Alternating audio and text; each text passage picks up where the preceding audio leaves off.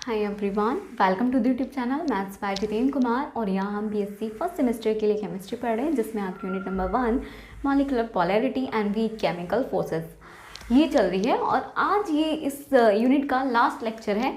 ठीक है, तो इस यूनिट में हमने क्या क्या पढ़ा था। हमने रेजोनेंस पढ़ा, उसके बाद हमने वान डर वाल्स फोर्सेस पढ़े, हाइड्रोजन बॉन्ड भी पढ़ लिया, फॉर्मल चार्ज भी पढ़ लिया, लेटिस एनर्जी भी पढ़ ली, और हमने देखा था पॉलरिटी इन बॉन्ड्स देखा था। और हमने ये देखा था कि कोवेलेंट बॉन्ड में भी पोलर कैरेक्टर होता है, वो हमने कैलकुलेट किया था with the help of dipole moment. और उसके बाद हमने देखा कि कोवेलेंट आयनिक कंपाउंड में भी कोवेलेंट कैरेक्टर होता है, ये हमने कैलकुलेट किया था with the help of Fajans rule. ठीक है, तो हमने इतना सारा इस यूनिट में ऑलमोस्ट ये यूनिट जो है ऑलमोस्ट क्या कंप्लीट ही हो गई है। ठीक है, तो ये यूनिट आपकी कंप्लीट होती है थियोरेटिकल पोर्शन। अब इसके न्यूमेरिकल्स आते हैं कि क्वेश्चन किस तरह से आएंगे, आपको ये माइंड में आ रहा होगा। तो हम हर टॉपिक से एक एक दो क्वेश्चन रिलेटेड करेंगे आज के इस लेक्चर में।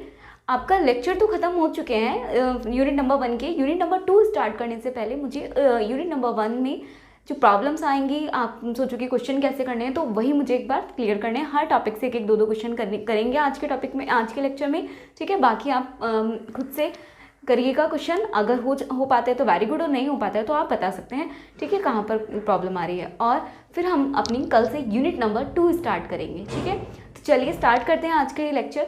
इसमें हम पहले क्वेश्चन लिख लेते हैं, क्वेश्चन नंबर 1। ठीक है, क्वेश्चन नंबर 1 मैं पहले लिख लेती हूँ, फिर उसे सॉल्व करेंगे। ठीक है, चलिए क्वेश्चन देखते हैं अपना। क्वेश्चन कहता है आपका, क्वेश्चन नंबर 1 है, the 3 carbon oxygen bond length are equal in CO3 2 minus ion explain. यानी कि कार्बोनेट आयन में तीनों जो आपके कार्बन ऑक्सीजन बॉन्ड है उनकी जो लेंथ है वो क्या है आपकी इक्वल है, ये एक्सप्लेन करना है। ठीक है, चलिए देखते हैं कैसे एक्सप्लेन करेंगे। ये क्वेश्चन किसका है, देखो यहाँ पर जब आप इसकी स्ट्रक्चर देखोगे आंसर लिखो। ये क्वेश्चन है आपका रेजोनेंस से, आपका टॉपिक रेजोनेंस से ये क्वेश्चन आया है। ठीक है, तो ये आपका क्वेश्चन है रेजोनेंस से। कैसे रेजोनेंस से question, the 3 carbon oxygen bond length are equal in CO3 2 minus. ठीक है, ये इसको करके दिखाना है। तो आपको पता है को the structure of CO3 2 minus is, structure कैसी होती है CO3 2 माइनस की, ये माइनस माइनस। ठीक है, 2 माइनस है तो माइनस और माइनस यहाँ पे हो गया। ये मैंने आपको बताया था चार्ज स्प्रेड या चार्ज का डिस्ट्रीब्यूशन कैसे होता है with the help of formal charge. Formal charge concept में आपने लगाया था। ठीक है, आप चाहे तो फॉर्मल चार्ज आपको आता है, आप कैलकुलेट करके देख लीजिए कि ये किस पे आना है। ठीक है, चलिए तो स्ट्रक्चर ऑफ CO2 कितनी होती है, ये होती है आपकी। लेकिन आपको पता हो कि C और जो आपका सिंगल बॉन्ड है कार्बन और ऑक्सीजन के, सिंगल बॉन्ड की बॉन्ड लेंथ कितनी होती है, बॉन्ड लेंथ कितनी होती है,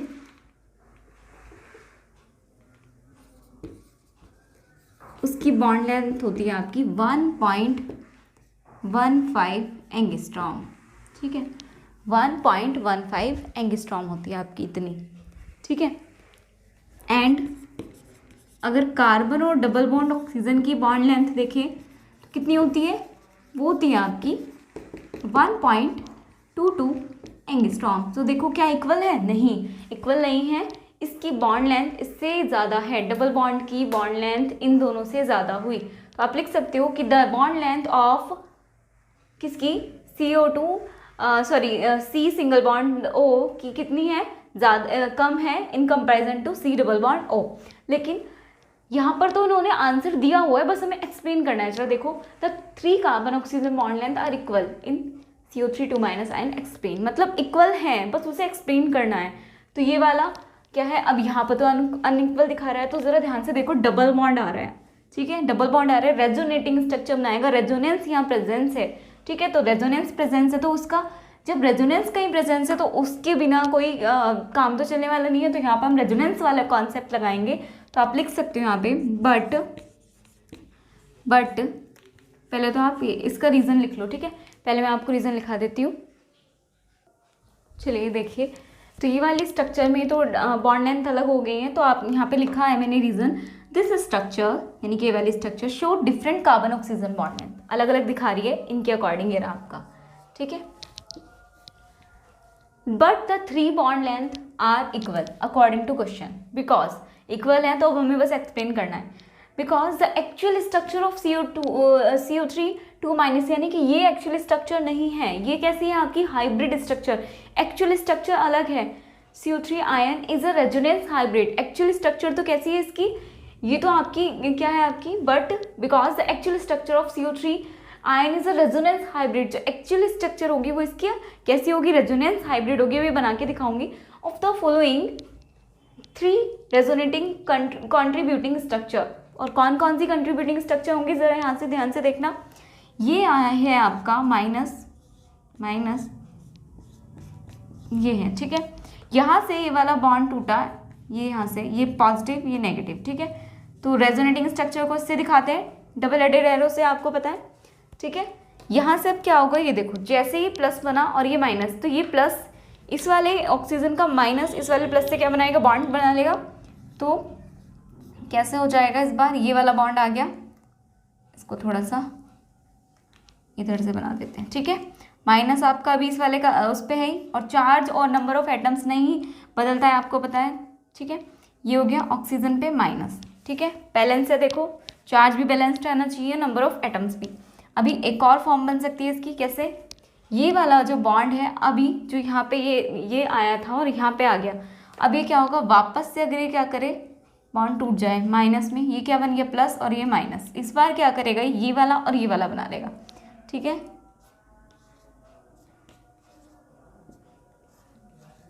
देखो 2 ही चार्ज थे पहले भी और 2 ही हैं, तो ये थी इसकी रेजोनेटिंग स्ट्रक्चर। और हाइब्रिड स्ट्रक्चर की अगर बात करें, क्योंकि ये इसकी एक्चुअल स्ट्रक्चर नहीं है, तो हाइब्रिड स्ट्रक्चर कैसी होगी इसकी, तो हाइब्रिड स्ट्रक्चर इसकी हो जाएगी, जरा बना के दिखाओ, इन तीनों को मिला के बनाते हैं हाइब्रिड स्ट्रक्चर।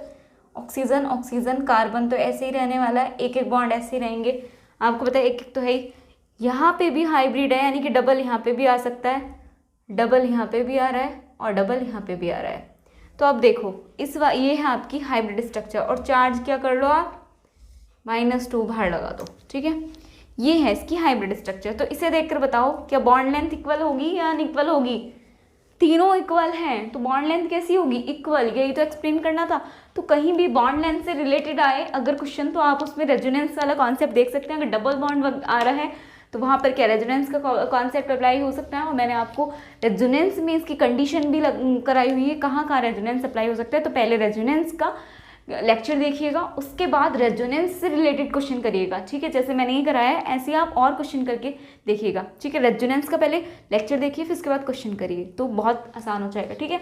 तो ये कॉन्सेप्ट हो गया। हाइब्रिड स्ट्रक्चर आपकी प्रेजेंट होती है किसमें, कार्बोनेट आयन में। तो एक्चुअल में ये स्ट्रक्चर ये होती है, ठीक है। और इसको देख के आप बता सकते हो कि तीनों बॉन्ड कैसे हैं, इक्वल हैं, तो बॉन्ड लेंथ कैसी हो जाएगी, इक्वल हो जाएगी। आप नीचे लिख सकते हो hence 3 carbon oxygen bond length are equal in carbonate ion, ये नीचे डाल के आंसर लिख सकते हो, ठीक है। चलिए इसको नोट डाउन कर लीजिए, फिर आगे चलते हैं। चलिए तो स्टार्ट करते हैं क्वेश्चन नंबर 2 अपना। The dipole moment of NaCl molecule is 8.5 debye, ठीक है। इसका मतलब क्या होता है, डी का डिबाई, और आपको पता है डिबाई किसकी यूनिट है, डाइपोल मोमेंट की, ठीक है। तो डाइपोल मोमेंट NaCl का दिया है 8.5 debye and its bond length is 2.36 angstrom. इसकी बॉन्ड लेंथ दी है कितनी, 2.36 एंगस्ट्रॉम। तो कैलकुलेट क्या करना है आपको, percentage ionic character in this molecule, इस मॉलिक्यूल में परसेंटेज ऑफ आयनिक कैरेक्टर निकालना है। अब आपको समझना पड़ेगा कि परसेंटेज ऑफ आयनिक कैरेक्टर पूछ लिया, यानी कि यहाँ पर डाइपोल मोमेंट भी देख के समझ सकते हो, और दूसरा क्या है आपको कि आपको कैलकुलेट क्या करना है। सबसे पहले तो कैलकुलेट क्या करने के लिए दिया उसने, परसेंटेज ऑफ आयनिक कैरेक्टर, और आयनिक कैरेक्टर का परसेंटेज किस में निकालते हैं, इन कोवेलेंट कंपाउंड में। तो आप पूरा लिख सकते हो, ठीक है, इन कोवेलेंट कंपाउंड, तो वो किसके इक्वल होता है। अब इसके लिए क्या है, आपको डाइपोल मोमेंट वाला लेक्चर देखना पड़ेगा, और डाइपोल मोमेंट वाले लेक्चर में मैंने कंप्लीट आपको कराया हुआ है कि कैसे क्या निकलता है, कैसे कैलकुलेट करते हैं हम डाइपोल मोमेंट, ठीक है। मैंने सब कुछ डाइपोल मोमेंट से रिलेटेड और परसेंटेज ऑफ आयनिक कैरेक्टर, ये जो कोवेलेंट कंपाउंड में पोलैरिटी कैसे जनरेट होती है, सब कुछ कराया हुआ है, आप जाकर देख सकते हो एक बार, ठीक है। और अगर आपको याद है तो वेरी गुड। आगे देखिए यहाँ पे, तो percentage of ionic character in covalent compound कैसे निकालेंगे, आपका फॉर्मूला लिखवाया था मैंने कि म्यू, पहले लिखते हैं, ये लिखवाया था आपको डाइपोल मोमेंट ऑफ क्या, ऑब्जर्वेशन ऑब्जर्व लिख सकते हो, ठीक है, कुछ भी लिख सकते हो, ऑब्जर्व डाइपोल मोमेंट और एक्सपेरिमेंटल डाइपोल मोमेंट, ठीक है, एक्सपेरिमेंटल या theoretical, experimental dipole moment into percentage पूछा है तो 100 लगाएंगे, परसेंटेज पूछा है तो 100 लगाते हैं, ये आपको पता है, ठीक है। ये होता है आपका फॉर्मूला किसका, कैलकुलेट करने का, percentage of ionic character in covalent compound. तो म्यू ऑब्जर्व्ड यानी कि ऑब्जर्वेशन से जो म्यू आता है यानी कि डाइपोल मोमेंट को म्यू से डिनोट करते हैं, आप लिख लीजिएगा, ठीक है। और एक्सपेरिमेंट से जो म्यू आता है उसका रेशो, और उसको क्या कर दो 100 से मल्टीप्लाई कर दो, क्योंकि परसेंटेज पूछा है, ठीक है। परसेंटेज के लिए आपको पता है अगर किसी भी वैल्यू की परसेंटेज पूछा है तो 100 से मल्टीप्लाई करते हैं, ठीक है। चलिए आगे देखते हैं इसमें, अगर आगे इसमें सॉल्व करें इसको तो क्या हो जाएगा इसमें, चलिए करें। तो आपको पता है, पहले तो आप लिख लो कि 1 डिबाई, सॉरी ऐसे लिखो, डिबाई किसके इक्वल होता है, डिबाई जो है आपका unit of dipole moment debye होती है, ये किसके इक्वल होती है, ये होती है आपकी ESU इंटू आपका क्या होता है सेंटीमीटर, ये इसके बराबर होती है। यानी कि आपको आंसर, आपको वैल्यू दी है ऊपर डिबाई में, ऊपर डिबाई वाला दिया है यानी कि ऑब्जर्वेशन वाला दिया है आपको म्यू, एक्सपेरिमेंटल वाला आपको निकालना है। तो क्या करोगे आप, क्या करोगे, ऊपर वाला जब डिबाई में है तो नीचे वाली वैल्यू भी डिबाई में आनी चाहिए, तभी कैंसिल आउट होगा, सेम ऑपरेशन लगाना चाहिए। तो आप क्या करोगे, इसको डिबाई में ले लो, ठीक है। तो एक्सपेरिमेंटल अब म्यू निकालेंगे, ऑब्जर्वेशन का तो आपको गिवन है, ठीक है, आप लिख सकते हो गिवन क्या है आपको, यहाँ से लिख लो म्यू ऑब्जर्व्ड कितना गिवन है आपको 8.5 डिबाई, यहाँ लिख सकते हो ब्रैकेट में गिवन, यहाँ पे ऐसे करके लिख लो, ठीक है। सो आप लिख लो म्यू एक्सपेरिमेंट वाला कितना आ जाएगा आपका, आपको बताया था कि जब म्यू बराबर होता है आपका, म्यू बराबर होता है यानी कि डाइपोल मोमेंट बराबर होता है आपका, डाइपोल मोमेंट बराबर होता है आपका किसके, Q इंटू आर के, आर या डी कह दो, ठीक है, डिस्टेंस के, और चार्ज इंटू डिस्टेंस होता है आपका डाइपोल मोमेंट, ठीक है। तो यहाँ से क्या हो जाएगा Q, और जब Q क्या है इसमें देखो NaCl है, एक इलेक्ट्रॉन के लिए जितने इलेक्ट्रॉन दिया होता है उसका इलेक्ट्रॉन का चार्ज रखते हैं हम यहाँ पे, ठीक है। तो कितने इलेक्ट्रॉन दिया है 1, और आपको ये भी पता होना चाहिए कि इलेक्ट्रॉन का चार्ज कितना होता है, अगर 1.6 इंटू 10 की पावर माइनस के 19 कूलम, ठीक है, ये हो गया। और यहाँ पर क्या है, हमें डिबाई में चाहिए यूनिट, तो हमारा जो चार्ज आना चाहिए ये ESU किसकी यूनिट हुई, क्योंकि म्यू बराबर किसके हैं, यहाँ देखो डिबाई म्यू की यूनिट हो गई, ये हो गया Q इंटू डी के, इस तरह से Q की यूनिट है ESU, और जो डिस्टेंस है उसकी यूनिट सेंटीमीटर, डिस्टेंस सेंटीमीटर में होनी चाहिए, और जो चार्ज है आपका ESU में होना चाहिए। इलेक्ट्रॉन, एक इलेक्ट्रॉन का जो चार्ज है वो कितना होता है 1.6 इंटू 10 की पावर माइनस की 19 है ये, ठीक है, कूलम। और अगर आपको इसी को, ये तो कूलम में आइए, ESU में निकालना हो तो कितना हो जाएगा 4.8 इंटू 10 की पावर माइनस के 10 ESU, ठीक है, ये आ गई। तो अब आप सोचो कि आपको कौन सी यूनिट रखनी है एक्सपेरिमेंटल में, तो आप कौन सी यूनिट रखोगे 4.8 इंटू 10 की पावर माइनस की 10 ESU वाली, ठीक है। और आपका डिस्टेंस देखो, यहाँ से साइड में इसको कैलकुलेशन करते जाओ, डिस्टेंस किस में दिया है, यानी कि आपको D दिया है, क्या D दिया है आपको 2.36 एंगस्ट्रॉम, ये गिवन है आपको। लेकिन जरा देखो आपकी जो डिस्टेंस है वो उसने सेंटीमीटर में दी है, क्योंकि डिबाई में तभी तो आएगा आंसर। तो हम क्या करेंगे, इसको चेंज कर लेंगे। तो जब इसको चेंज करोगे तो आपको पता है क्या होता है, 1 एंगस्ट्रॉम बराबर किसके होता है 10 की पावर माइनस के 10 मीटर के, ठीक है। और अगर इसको सेंटीमीटर में करोगे तो 1 एंगस्ट्रॉम बराबर हो जाएगा 10 की पावर माइनस के 8 सेंटीमीटर के। सो आप यहाँ से D निकाल सकते हो, D कितना हो जाएगा 2.36 इंटू 10 की पावर माइनस के 8 सेंटीमीटर, ठीक है। ये भी अलग ब्रैकेट में कर सकते हो, ठीक है। तो यहाँ से D की वैल्यू रखिए 2.36 इंटू 10 की पावर माइनस के 8 सेंटीमीटर, ठीक है। सो आपका म्यू कितना आ जाएगा म्यू जब आप इसको कैलकुलेट करोगे तो इसको ऐसे कर लो 4.8 ऐसे, इसकी मल्टीप्लाई करो 2.36 इंटू ये देखो -10 और -10 कितना हो जाएगा 10 की पावर माइनस के 18 ESU इंटू सेंटीमीटर। तो अब ये देखो ये वाली टर्म बन गई डिवाई, ये तो बन गई डिवाई, तो आंसर तो डिवाई में आ गया, ठीक है। बस इसको कैलकुलेट करिए और कैलकुलेशन के बाद इसका आंसर लिखिए और वो डिवाई में आ जाएगा डायरेक्ट इसका आंसर। तो इसका आंसर आ रहा है आपका 11.328, आप कैलकुलेट करके देख लीजिएगा 11.328 डिवाई, ये आ गया आपका म्यू एक्सपेरिमेंटल। लेकिन अभी हमें तो percentage of ionic character calculate करना है, यहीं पे मत स्टॉप कर देना। ये आया आपका म्यू एक्सपेरिमेंटल और म्यू ऑब्जर्वेशन आपका दिया है, वो भी डिवाई में दिया है, ठीक है। ये आ गया आपका, अब निकाल सकते हो आप। सो आप निकालो परसेंटेज ऑफ आयनिक कैरेक्टर, कितना आ जाएगा आपका आयनिक कैरेक्टर म्यू ऑब्जर्वेशन, यानी कि 8.5 डी डिवाई में है 11.32 8 डिवाई, अभी तो कैंसिल होगा तभी तो ये कैंसिल हो पाएगा, इंटू 100, ठीक है। तो जब आप इसको पूरे को डिवाई से डिवाई कैंसिल, और जब आफ्टर कैलकुलेशन आप जब इसको सॉल्व करोगे तो ये हो जाएगा 75.03%। ये आपका आ गया percentage of ionic character in covalent compound, ठीक है, जो आपको दिया गया है, ठीक है। कोवलेंट कंपाउंड में आपको आयनिक कैरेक्टर जो दिया गया था वो आपने कैलकुलेट कर लिया है, ये हो गया आपका आंसर, ठीक है। तो इस तरह से आपको क्वेश्चन करने हैं, ठीक है।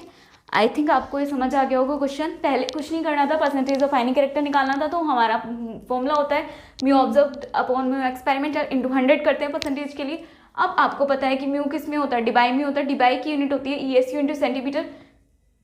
तो हमने क्या किया, म्यू ऑब्जर्व दिया था, म्यू एक्सपेरिमेंट निकाल लिया। एक्सपेरिमेंट निकालने के लिए आपको पता है चार्ज इंटू डिस्टेंस होता है, तो चार्ज क्या लिखेंगे हम, अगर कूलॉम में वो होती तो वैल्यू म्यू वाला रखते, लेकिन ESU में वैल्यू लिखनी है, तो हमने 4.8 इंटू 10 की पावर माइनस की 10 वाली अपनी वैल्यू रखी, ठीक है।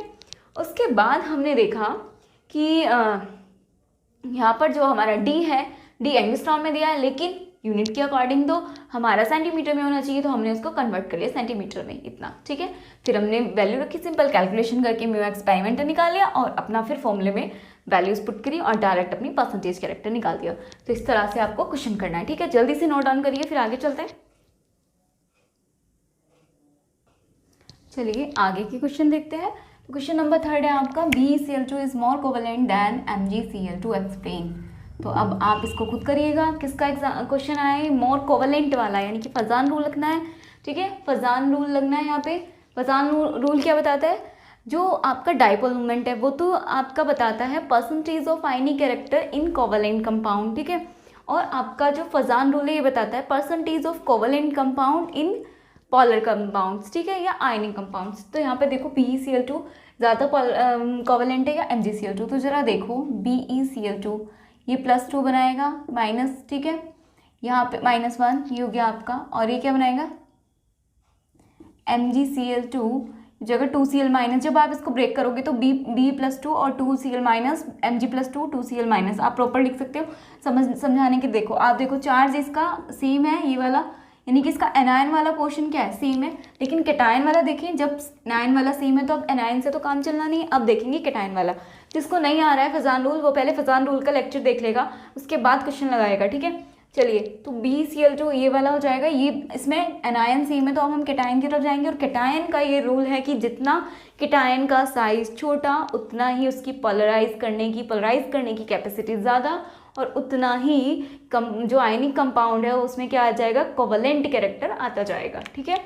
तो लिख सकते हो आप। तो अब देखो साइज के अकॉर्डिंग देखो तो Be का साइज बड़ा है या B का साइज छोटा है, या फिर Mg का, Be का, तो मोर कोवेलेंट कौन हो जाएगा, ये वाला, ठीक है, मोर कोवेलेंट देन MgCl2 एक्सप्लेन करना है, ये तो हमें पता चल गया, ठीक है। तो आप लिख सकते हो हेयर आप अपनी लैंग्वेज में भी लिख सकते हो, एनायन यानी कि Cl माइनस इज सेम, दोनों सेम है, बट लिखो but the size of cation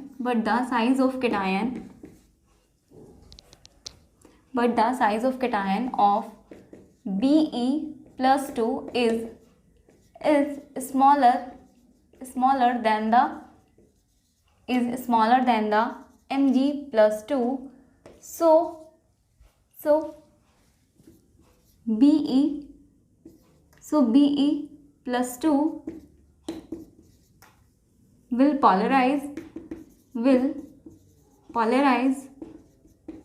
polarize anion strongly, so it is more covalent, बस 2 लाइन में आंसर लिख दीजिए अपना, इतना छोटा सा। आपको जैसे सुटेबल लगे, मैंने अपनी लैंग्वेज में लिखा है, बुक की लैंग्वेज अलग है, ठीक है, आप अपनी लैंग्वेज में लिख सकती हो, तो मैंने अपनी लैंग्वेज में लिखा है। बुक की लैंग्वेज में अगर लिखना है आपको तो मैं बुक की लैंग्वेज भी बोल देती हूँ। लिखिए, बुक की लैंग्वेज में आंसर है आपका BeCl2 will be more covalent than MgCl2.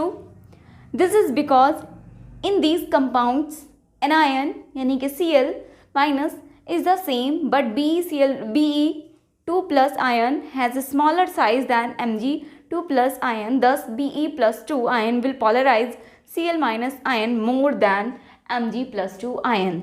That's why BeCl2 is more covalent than MgCl2. आप चाहे तो ऐसे लिख सकते हैं, अदरवाइज मैंने अपनी लैंग्वेज में लिखा है, आप भी ऐसे लिख सकते हैं, ठीक है। अब देखते हैं ऑक्साइड्स का, ठीक है, इसका आंसर देखते हैं। ये भी फजान रूल का है क्वेश्चन। Oxides are more covalent, covalent देखते हैं आप, समझ लो कोवलेंट का आया तो फजान रूल लगा दो, ठीक है। Oxides are more covalent than fluorides. अब जो ऑक्साइड्स हैं वो क्या है आपकी, मोर कोवलेंट है दैन फ्लोराइड्स। इसको एक्सप्लेन करना है तो करते हैं, चलो। तो आप लिख सकते हो जो आपका ऑक्साइड्स है, ऑक्साइड्स क्या होता है O-2 एंड फ्लोराइड्स क्या होता है आपका F-।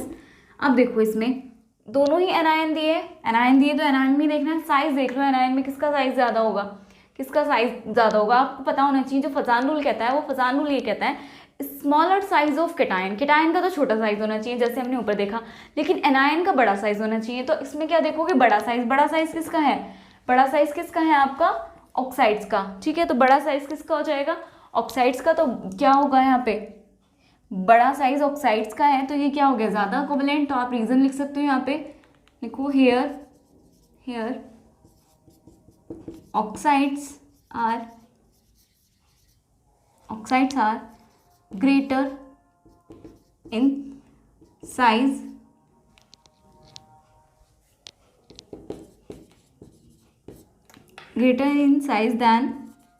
than fluorides. So the polarizing power of anion, so the polarizing power of oxides are more than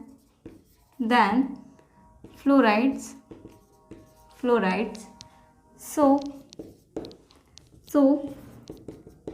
oxides are more covalent than fluorides, ठीक है। अब ध्यान से समझो इस बात को, ऑक्साइड का साइज बड़ा है तो ये क्या होगा, उतनी जल्दी पोलराइज हो जाएगा किसी भी कैटायन से, तो जल्दी पोलराइज हो जाएगा तो क्या हो जाएगा, ये ज़्यादा कोवेलेंट कैरेक्टर दिखाएगा, ठीक है। ये था मेरी लैंग्वेज में आंसर। आप बुक की लैंग्वेज का भी लिख सकते हैं, मैं बोलती हूँ आपको, ठीक है। तो बुक की लैंग्वेज का आंसर लिख सकते हैं अपनी नोटबुक में। लिखिए answer, oxides are more covalent than fluorides. This is because the size of O-2 ion is greater than F- ion. The cation therefore polarize O-2 ion more than F- ions. As a result, oxides will be more covalent than fluorides. ठीक है, तो ये था book की language का answer. आप चाहे तो, आपको समझ आ रहा है तो आप अपनी लैंग्वेज में लिखिए, ठीक है। चलिए, तो अब चलते हैं क्वेश्चन नंबर अपना 5th की तरफ। ये भी आपका फजान रूल का है, ठीक है। फजान रूल का जो एक एनायन वाले कॉन्सेप्ट, एक हमने केटायन वाले कॉन्सेप्ट लगा लिया, यानी कि क्या कहता है केटायन वाला कॉन्सेप्ट, देखो मैं लिख देती हूँ।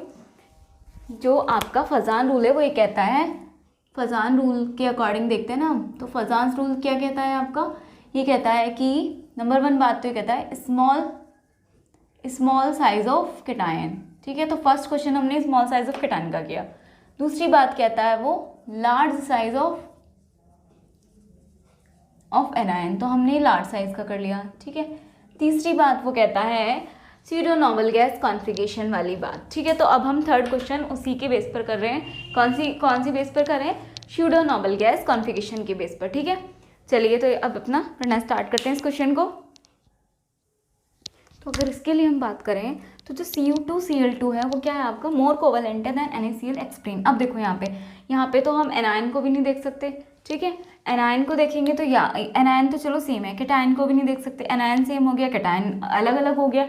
तो एनायन केटायन वाला तो आपका एनायन का भी नहीं लगेगा ना कैटायन का भी नहीं लगेगा। तो अब कौन सा लगाएं? तो अब पहली बात तो आपको इसका आंसर पता होना चाहिए, क्योंकि जब मैंने आपको ये कॉन्सेप्ट कराया था, इसका लेक्चर देखना आप, तो मैंने वहाँ आपको ये बता दिया था कि अगर आपको CU EG एंड AU कहीं दिख जाए क्वेश्चन में, और ये पूछते फसान रूल के लिए बताया था आपको, कोवेलेंट कैरेक्टर के लिए, अगर ये तीनों कहीं दिख जाए तो इनका कोवेलेंट कैरेक्टर बहुत ज़्यादा होता है किसी भी और कंपाउंड के कंपैरिजन में। आपको मैंने वहाँ लिखवाया हुआ था, लेक्चर देख सकते हैं आप, ठीक है। तो वहाँ पे मैंने आपको बताया था कॉपर AgAu, ठीक है, यानी कि कॉपर और ये हो गया आपका सिल्वर गोल्ड, इनकी जो आपकी कोवेलेंसी होती है, कोवेलेंट कैरेक्टर, सॉरी कोवेलेंसी बोले, कोवेलेंट कैरेक्टर होता है वो सबसे ज़्यादा होता है। तो पहली बात तो आंसर यहीं से देख लो, CU आ रहा है तो इसका ये ज़्यादा ही होगा। तो लेकिन अगर आपका ऑब्जेक्टिव में आता है ये तो आप कर देते, लेकिन यहाँ तो उसने आंसर दे रखा है खुद ही कि मोर कोवेलेंट है, ठीक है, हम भी यही बात बोल रहे थे, ठीक है। अब तो इसने बोला एक्सप्लेन करना, तो एक्सप्लेन करना तो यानी कि लिखना पड़ेगा इसके बारे में, तो अब लिखें कैसे, ठीक है। क्या ऐसा लिख सकते हैं कि CU और ये AgAu ज़्यादा होंगे? तो रीज़न क्या है, क्यों होंगे? तो इसका रीज़न है नॉन नोबल गैस कॉन्फ़िगरेशन, या इनर्ट गैस कॉन्फ़िगरेशन भी बोल सकते हो आप, ठीक है, इनर्ट गैस कॉन्फ़िगरेशन वाला। तो देखो उसके अकॉर्डिंग होता है, एक होता है आपका नॉन नोबल गैस कॉन्फ़िगरेशन, ठीक है, ठीक है, और एक होता है आपका नोबल गैस कॉन्फ़िगरेशन।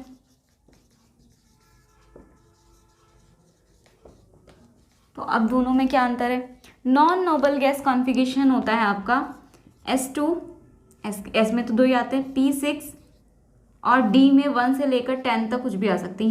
ये वाला अगर कॉन्फ़िगरेशन कहीं दिख रहा है किसी भी एलिमेंट का तो वो नॉन नोबल गैस कॉन्फ़िगरेशन में जाएगा। और नोबल गैस कॉन्फ़िगरेशन होता है आपका S2 एंड P6, ठीक है, ये होता है आपका क्या, नॉन नोबल गैस कॉन्फ़िगरेशन, ये वाला, ठीक है। चलिए अब आगे करते हैं, नॉन नोबल गैस कॉन्फ़िगरेशन हो गया, ठीक है।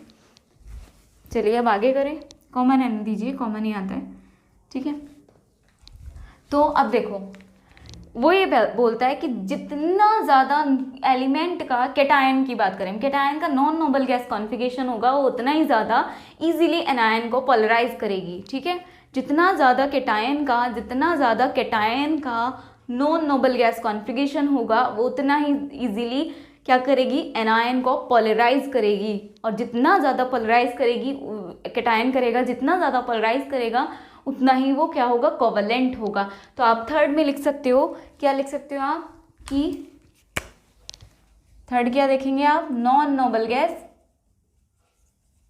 कॉन्फ़िगरेशन, वो भी किसका, ऑफ कैटायन, ठीक है, ऑफ कैटायन, ठीक है। तो ये दोनों नहीं लग रहे, तो आप थर्ड वाला कॉन्सेप्ट लगाओगे, कौन सा, non noble gas configuration of cation. तो अगर इसकी बात करें तो यहाँ पर देखो ये एनायन तो बनाएंगे, क्या बनाएगा, 2Cu प्लस 2Cl माइनस, इसका यही तो बनेगा, इसका बनेगा क्या, Na प्लस Cl माइनस, ठीक है, यही बनेगा। तो इसके अकॉर्डिंग अगर आप करो इसका करो Cu प्लस का, अगर आप इसका कॉन्फ़िगरेशन करोगे किसका, Cu प्लस का कॉन्फ़िगरेशन, तो आपको पता है 29 Cu होता है, तो कितना आ जाएगा इसका, 2 8 1 चला गया, 29 में से 1 गया तो 28 बचा, तो क्या आ जाएगा 18, ये हो गया इसका कॉन्फ़िगरेशन। और अगर आप करोगे किसका, Na प्लस का कॉन्फ़िगरेशन, तो करो 11 Na होता है, 11 में से प्लस बना रहा है तो प्लस का मतलब होता है 1 इलेक्ट्रॉन दे रहा है, ठीक है। तो ये हो जाएगा 2 8 10 बचा, 11 में से 1 गया तो 10 बचा, यहाँ पे 29 से 1 गया तो 28 बचा, तो ये हो गया 10 और 28, ठीक है। अब यहाँ पे देखो इसमें क्या आ रहा है, ये वाला तो S के लिए हुआ, ये वाला P के लिए हुआ, ठीक है। यहाँ पर क्या हो जाएगा आपका, ये देखो D में जा रहा है ना, इसका इलेक्ट्रॉन Cu का D में जा रहा है, जबकि इसका D में नहीं जा रहा है, Na का D उसमें नहीं जा रहा है, आपका D शेल में नहीं जा रहा है, जबकि आपका कॉपर का जा रहा है, ठीक है। तो अब क्या कहेंगे हम, इसका क्या है, नोबल गैस कॉन्फ़िगरेशन जैसा किसका आ रहा है, कॉपर का। तो आप लिख सकते हो कि Cu plus ion has non noble gas configuration type configuration, but Na has noble gas type configuration, so Cu plus ion is more covalent than NaCl, ठीक है। चलिए अब लिख लीजिए इसको, और अगर बुक की लैंग्वेज में लिखना है तो मैं आपको बुक की लैंग्वेज में भी लिखा देती हूँ। बुक की लैंग्वेज में लिखिए, बुक की लैंग्वेज में बोलता है कि CuCl2 is more covalent than NaCl. क्यों? In this compound Cu plus ions has non-noble gas type of electronic configuration, whereas Na plus ion has noble gas type of configuration. और यहाँ पे लिखा है आगे कि the d electrons of Cu plus ion screen the nuclear charge less effectively than SnP electrons of Na plus ion. As a result, Cu plus ion behaves as it has a greater charge. इसका मतलब है कि Cu+2 क्या है, greater charge रखता है, इसीलिए क्या करेगा ये, जब चार्ज ज़्यादा है तो क्या करेगा, चार्ज तो ज़्यादा होना चाहिए तो क्या करेगा, ज़्यादा जल्दी पोलराइज कर लेगा. ठीक है. So on account of this Cu plus ion will polarise Cl minus ion more strongly, इसलिए क्या करेगा, ज़्यादा स्ट्रांगली पोलराइज कर पाएगा किसको, एनायन को. ठीक है. तो चलिए क्वेश्चन थे आपके फजान रूल से रिलेटेड, इनको नोट डाउन करिए, फिर आगे चलते हैं.